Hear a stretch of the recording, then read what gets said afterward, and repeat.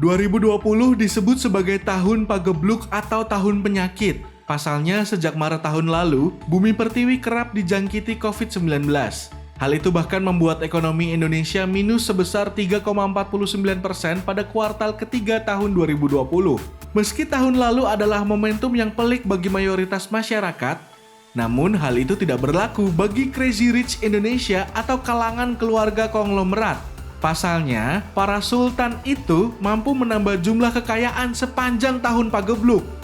Berikut adalah daftar Crazy Rich Indonesia yang makin tajir tahun 2020 menurut Forbes.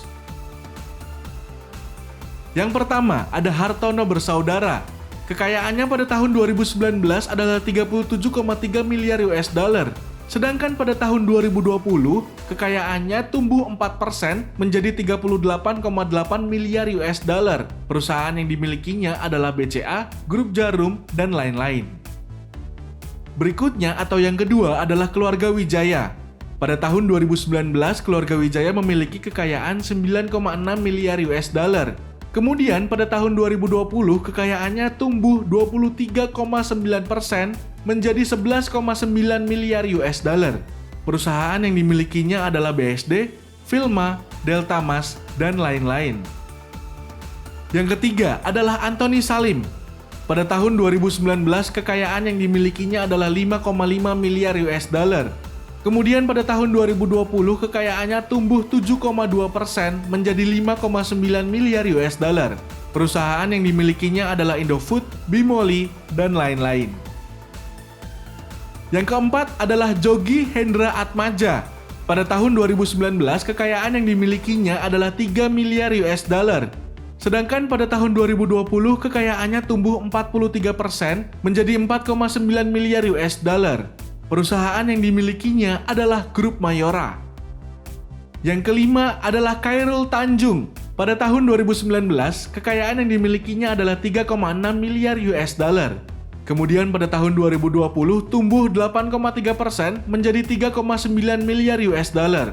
Perusahaan yang dimilikinya adalah Transcorp, TransTV, Trans7, dan lain-lain. Yang keenam adalah Bakhtiar Karim. Pada tahun 2019, kekayaan yang dimiliki 2,6 miliar US dollar. Kemudian pada tahun 2020, kekayaannya tumbuh 19% menjadi 3,1 miliar US dollar. Perusahaan yang dimilikinya adalah Grup Musim Mas.